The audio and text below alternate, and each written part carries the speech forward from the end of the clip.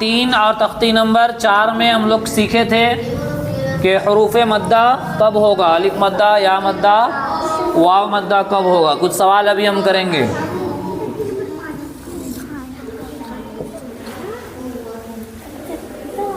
کیا کہیں گے اس کو حمیرہ؟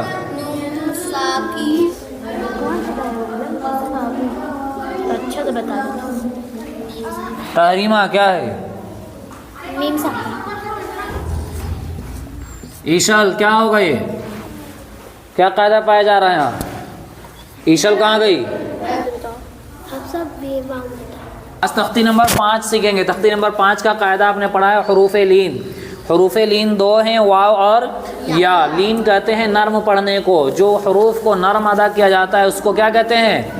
لین۔ حروف لین 2 ہیں، واو اور یا۔ لیکن واو لین کب ہوگا اور یا لین کب ہوگا اس کو سمجھنا ہے۔ قاعدہ میں ہم نے پڑھا ہے کہ حروف لین 2 ہیں، حروف لین 2 ہیں، واو یا۔ نمبر 1 واو ساکن سے پہلے زبر ہو، اور نمبر 2 یا ساکن سے پہلے زبر ہو۔ اب میں کچھ سوال کروں گا یہاں پہ۔ یہ کیا ہے؟ واو کے اوپر کیا ہوا؟ جزم۔ کیا ہو جائے گا؟ واو ساکن سے پہلے ہم یہاں دے دیتے ہیں دال، دال کے اوپر دے دیتے ہیں زبر۔ کیا ہوگا؟ واو ساکن سے پہلے کیا آیا؟ زبر۔ کیا ہوگا؟ واو لین ہوگا۔ ٹھیک ہے، لیکن اگر زبر کی جگہ ہم یہاں پہ پیش کر دیں، واو ساکن سے پہلے کیا آ گیا؟ پیش۔ کیا ہوگا؟ واو مدہ۔ اس کو اچھے سے سمجھنا۔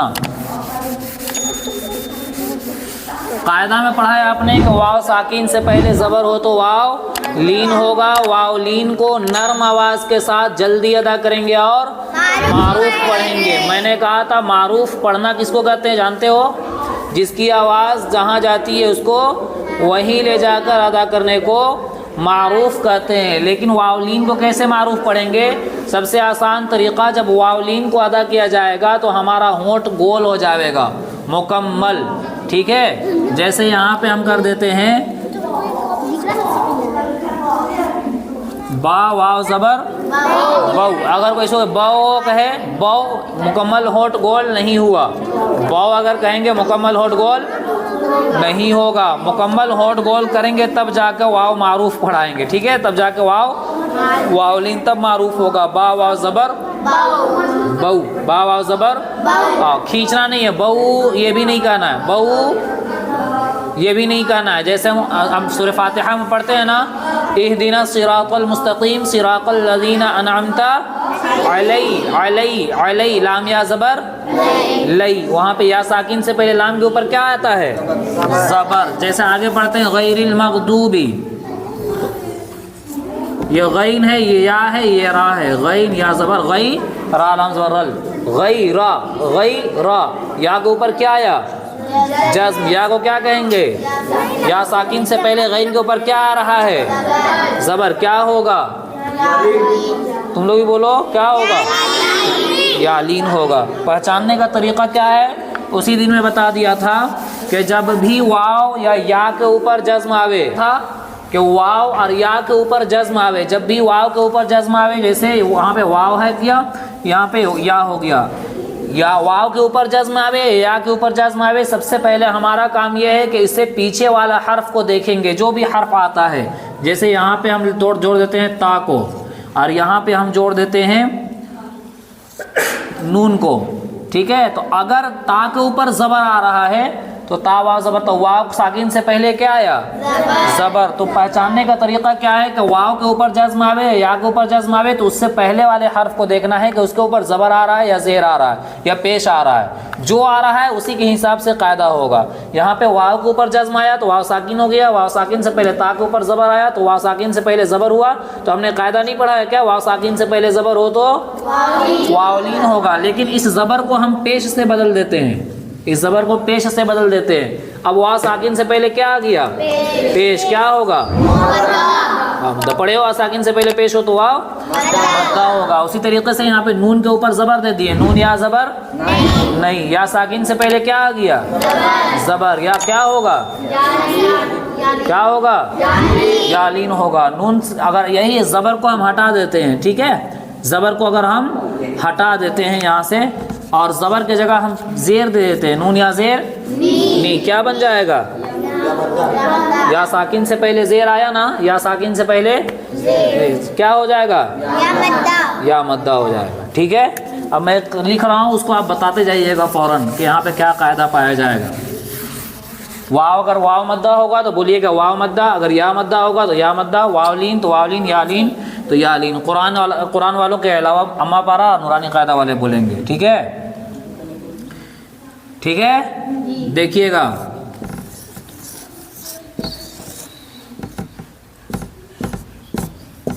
کون سا قاعدہ پایا جا رہا ہے، کہاں پایا جا رہا ہے؟ تو یہاں پہ کون سا قاعدہ پایا جا رہا ہے؟ اہدنا کے نون میں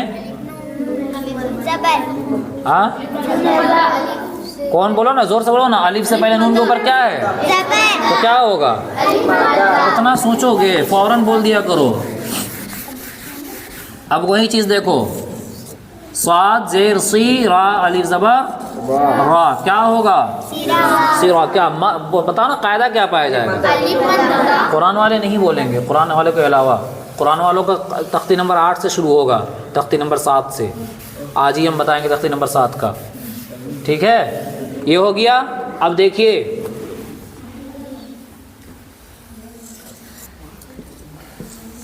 کیا لکھا ہوا ہے. ٹھیک ہے، واو ساکن سے پہلے کیا آیا؟ کیا ہوگا؟ تو واو لین اور یا لین کو سمجھ گئے کہ یا ساکن سے پہلے والے حرف کے اوپر اگر زبر ہو تو یا لین ہوگا، یا ساکن سے پہلے والے حرف کے نیچے زیر ہو تو یا مدہ ہوگا. واو ساکن سے پہلے میں لکھ دیتا ہوں، بات سمجھ میں آ جائے. یا ساکن سے پہلے زبر ہو یا لین ہوگا، یا ساکن سے پہلے زیر ہو بولو یا مدہ ہوگا. واو ساکن سے پہلے پیش ہو واو مدہ ہوگا. واو ساکن سے پہلے زبر ہو، واو ساکن سے پہلے زبر ہو تو سمجھ میں آ گیا. اب تختی نمبر 7 میں ہم چلیں گے. تختی نمبر 6 میں کچھ ہے نہیں، تختی نمبر 6 میں امتحان ہے، تو ہم تختی نمبر 7 میں چلیں گے. یہ والا سبق اچھے سے سمجھ لینا، شاید قرآن والے اور اما پارا والے خاص طور سے، کہ تنوین کا قاعدہ، نورانی قاعدہ میں کل کتنے قاعدے ہیں تنوین اور نون ساکن کے؟ بتاؤ. 4 قاعدے ہیں نا. کون کون سا قاعدہ ہے؟ کون کون سا قاعدہ ہے بولتے جاؤ. اظہار، اخفا، اظہار، اخفا، اقلاب اور ابے وہ تو نون ساکن کا قاعدہ ہوا. تنوین اور نون ساکن کے کل 4 قاعدے ہیں، اظہار، اخفا، اقلاب اور ادغام. سب سے پہلے اظہار کا قاعدہ آئے گا، پھر اخفا کا قاعدہ آئے گا، پھر اقلاب کا قاعدہ آئے گا، پھر ادغام کا قاعدہ آئے گا. لیکن ان چاروں سبقوں کو سمجھنے سے پہلے ہمیں تنوین کو سمجھنا پڑے گا اور نون ساکن کو سمجھنا پڑے گا. ٹھیک ہے، تو تنوین تختی نمبر 7 میں سمپل کیا لکھ دیا ہے کہ 2 زبر 2 زیر 2 پیش کو 2 زبر 2 زیر 2 پیش کو تنوین کہتے ہیں. تنوین کو پہچانیں گے کیسے کہ یہ تنوین ہے؟ بعض میں قرآن سناتے آتے ہو، پوچھتا ہوں یہاں پہ کیا ہے تو تم بول دیتے ہو کہ یہاں پہ 2 زبر ہے.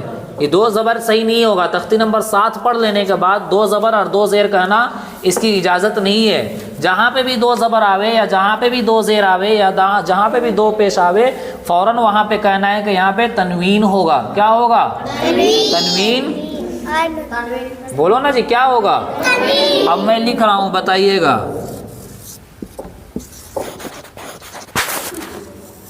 اس میں کہاں پہ تنوین ہے؟ کس میں تنوین ہے؟ قل میں، ہوا میں، اللہ میں، احدن میں، احدن کے دال میں. یہ تنوین ہوا. اس کو 2 پیش نہیں کہیں گے. ٹھیک ہے، کیا کہیں گے اس کو؟ ایسے ان مع العسر یسرا. اب کس میں تنوین ہے؟ را میں. اب اگر سوال کیا جائے کہ را میں کس چیز کی تنوین ہے، تب آپ کو جواب دینا پڑے گا 2 زبر کی تنوین ہے. کس چیز کی تنوین ہے؟ 2 زبر کی. اگر 2 زیر کی تنوین کس چیز کی تنوین ہے تو 2 زیر کی. جیسے آ نون یا زیرنی، آنی، یا کس چیز کی تنوین ہے؟ 2 زیر کی. ٹھیک ہے، آنیتن. تو یہ ہوا تنوین. 2 زبر 2 زیر جہاں پہ بھی آوے اس کو کیا کہتے ہیں؟ تنوین کہتے ہیں. اس چیز کو ذہن میں رکھ لینا اچھے سے. 2 زبر 2 زیر 2 پیش کو تنوین کہتے ہیں. اب بعد بعض بچے کرتے کیا ہیں جیسے اب یہاں بتائیے تنوین کے بعد یا ہے یا تنوین کے بعد حمزہ ہے؟ تنوین ہے، تنوین کے بعد حمزہ آ رہا ہے یا تنوین کے بعد یا آ رہا ہے؟ ہاں تو ہوتا کیا ہے کہ ہم لوگ انگلش میڈیم میں پڑھتے ہیں تو ساری چیز ادھر سے لکھتے ہیں، ٹھیک ہے، جو بھی لکھنا ہو تو ہم لوگ بعد ادھر والے کو سمجھتے ہیں۔ اردو میں اپوزٹ ہوتا ہے، اردو میں داہنے طرف سے ہر چیز لکھی جاتی ہے، تو پہلے کون سا حرف آیا؟ تا، پھر یا، پھر را، پھر جب حمزہ را، پھر اس کے بعد حمزہ، تو را کے بعد نہ حمزہ آ رہا ہے، گویا کہ تنوین کے بعد حمزہ آ رہا ہے، اس چیز کو ذہن میں رکھنا، ٹھیک ہے۔ آج تختی نمبر 7 ہی تک چلے گا، کل تختی نمبر 8 اور 9 کل بتائیں گے یا پرسوں بتائیں گے، ٹھیک ہے۔ ایک چیز اب تم لوگ کاپی لائے ہو تو ایک چیز لکھ لو، اردو کا لکھ لو، جو بچے بالکل اردو نہیں جانتے وہ اس کو اتار لیں گے، ہم کو آتا ہے ٹھیک ہے۔ اردو کے ایک دم شروع میں چلیں گے، ایک دم شروع میں جو سبق الف با پا والا، ٹھیک ہے۔ الف تو سب پہچانتا ہے، یہ کیا ہے؟ الف۔ یہ کیا ہے؟ با۔ با کے نیچے اگر 3 نقطہ دے دیں، ایک نقطہ ہو تو با، اگر با کے نیچے 3 نقطہ دے دیں، 1 2 اور یہ 3، اب اس کا با نہیں کہیں گے، اس کو کیا کہیں گے؟ پا۔ کیا کہلائے گا؟ پا۔ یہی نقطہ اگر ہم ہٹا دیں، نقطہ ہٹا دیں اور نقطہ ہٹانے کے بعد 2 نقطہ اوپر دے دیں، 2 نقطہ کا کیا بن جائے گا؟ تا۔ اردو میں نورانی قاعدہ میں تم لوگ پڑھے ہو توجو، ٹھیک ہے، پڑھے ہو توجو، 7 ذات کے بعد تازہ آتا ہے نا، وہی توجو۔ اگر اس کے اوپر تو بنا دیں، چھوٹا سا اگر تو بنا دیں تو یہ ٹا بن جاتا ہے۔ کون سا ٹا؟ ٹھیک ہے۔ اب دیکھیے میں لکھتے جاتا ہوں،